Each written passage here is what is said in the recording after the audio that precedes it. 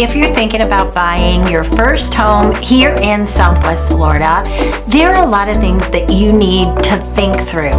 And a lot of times I say on this channel, you don't know what you don't know. It's different. Buying a home in Southwest Florida, whether it's a condo, a villa, or a single family home, it's different than the type of homes that you're buying up north. That's a mistake that a lot of people make, is they take what they know to be life and they know to be true as it relates to real estate and actually life in general, and they apply it to Florida, and it's different. It can be great, but it's different, and you need to be aware of that.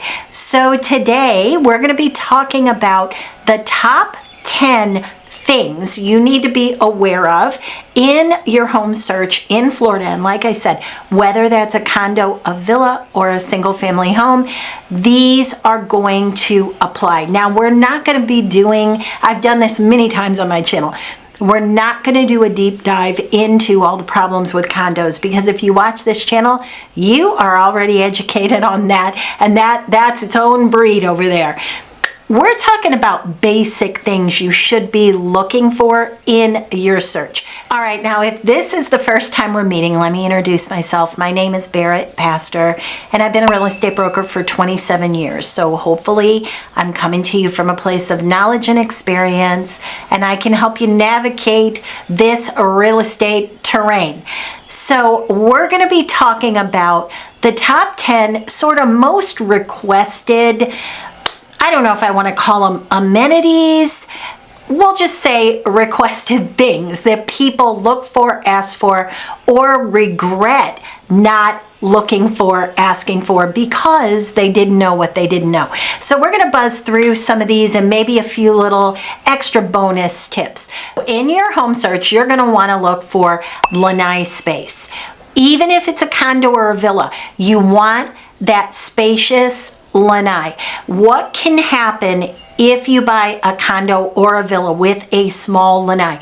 And by Lanai, up north, you might just call that a screened-in porch. So you've got, you have the ceiling, you have the screen, that is your Lanai. With a single family home, and especially if there's a pool in it, a lot of times it's sort of like the Lanai and out to the pool cage. I'm going to refer to that whole area as the Lanai area, just so we're talking about the same thing. So even in a condo, if your Lanai is really small, you can kind of feel like a dog in a cage. Like you're out there, but you're trying to get the breeze, but you're not getting a breeze because there's walls on either side. And then it literally feels like you're in a cage looking out. So you want to have something that's a little bit more spacious. That's another reason I don't love condos all the time. Now there are some things that are called condos, like they're condo ownership, but they don't live like that. So that's different. That would be more like something that lives more like a single family home, one level, nothing above. And then you have your Lanai, think of a screened-in porch, but it pushes out. So you feel like you're out there enjoying the sunshine. You've got the screen up above, so you're kind of enclosed by the screening, so you still get a breeze, you still get the sunshine, you just don't get all the bugs and the alligators. So, all right, next one, number 2. Most people, when we talk about exposure, we are talking about in Southwest Florida. I know some MLS systems are different. We're talking about the direction the home faces to the back. So to the rear, where your Lanai is, where your pool is. Most people request south or southwest, like indirect west, because that direct western sun can get debilitating. So either south or like a southwest or even east. A lot of times people like that coffee on the Lanai. What many people don't care for is north. Now, you might be somebody that doesn't mind the shade, and you might say, listen, it's going to be 100 degrees in Florida. I do not care if I'm facing north. I will enjoy the shade. I'm good with that. But if you have a pool and your pool is sitting due north, then your pool might be in the shade most of the day. Number 3, do you have a dog? If you have a dog, you need to make sure that there's not rules against having that dog.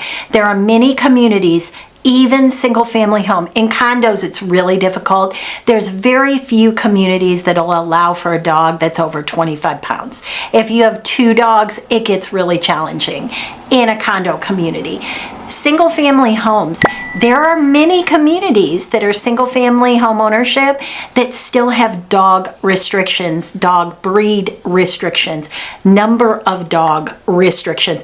That's one thing that I hear a lot. I don't know why. I guess a lot of people in the Northeast, like up in, Boston, Connecticut, up that direction, a lot of people must have 2, 3, 4 dogs, because I hear it pretty often in conversation that they'll say, well, we have 3 dogs, and if they're looking at a condo, you can have it. It is absolutely not going to happen. Well, you know what? If it's an elevator scenario, can you imagine if you're bringing your 3 dogs and your neighbor's bringing their 3 dogs and the one down the hall? Next one, number 4, make sure that if you're sensitive to this, that you have windows on both sides. So a lot of the newer homes are built almost like a shotgun. You know what I mean? They're situated in such a way that it feels like a shotgun.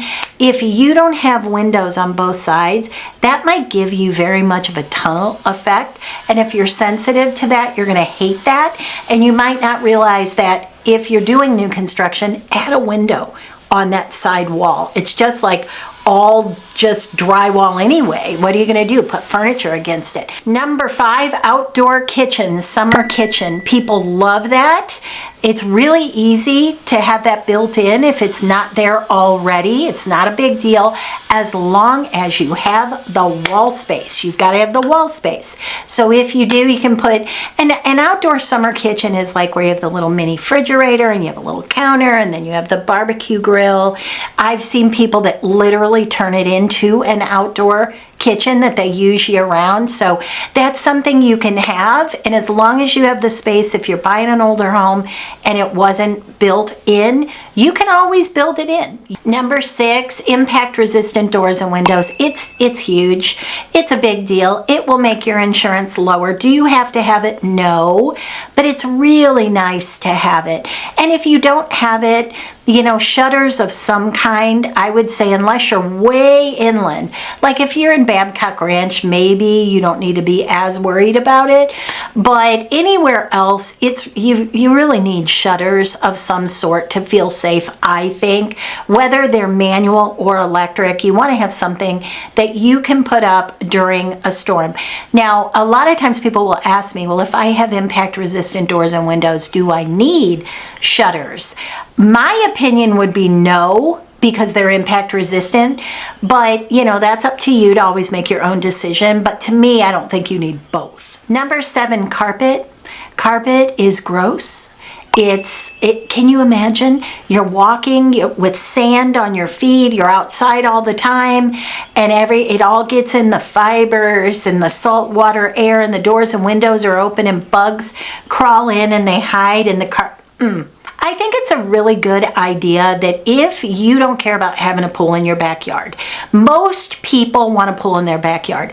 I do not think you're ever going to regret a pool in your backyard. Even if you don't want to take care of the pool, you can have anybody take care of it for you. All the pool companies have somebody that will come around in a little truck, access your lanai from the door on the outside. You don't have to be there, and they'll clean your pool, check the water levels, do all those things. If you don't want a pool because you're only going to be there, say, a few months out of the year, make sure you have a community pool, because if you don't, then you're going to have very, very limited resale value. People usually will be okay with not having that pool in the backyard as long as there's a beautiful amenity center with a nice pool, lots of seating, televisions. You have to offset that in that way. Number 9, even if you're not going to rent your property, make sure you check the rental restrictions and guidelines.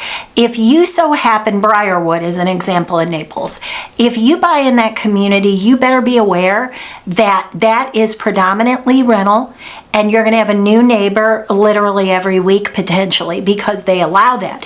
They allow weekly rentals. So make sure, even if you don't care, you're not going to rent your place. If everyone around you is planning to rent, you need to be aware of that. Well, how would you know if they're planning to rent?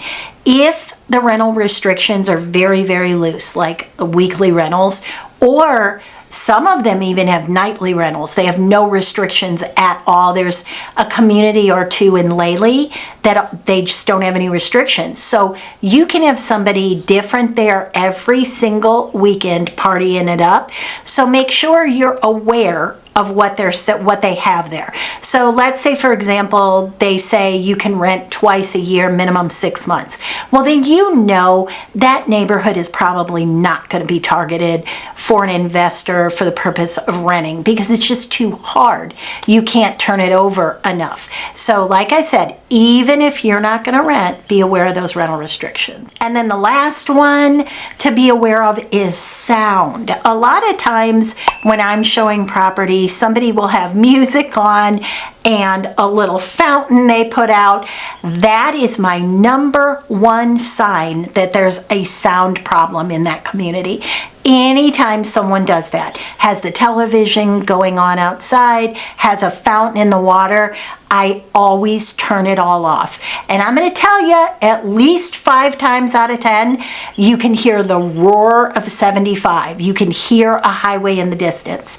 The thing with Florida is, because it's flat, sound travels. And you might think, well, my gosh, how can I hear Highway 75? It's 10 miles away.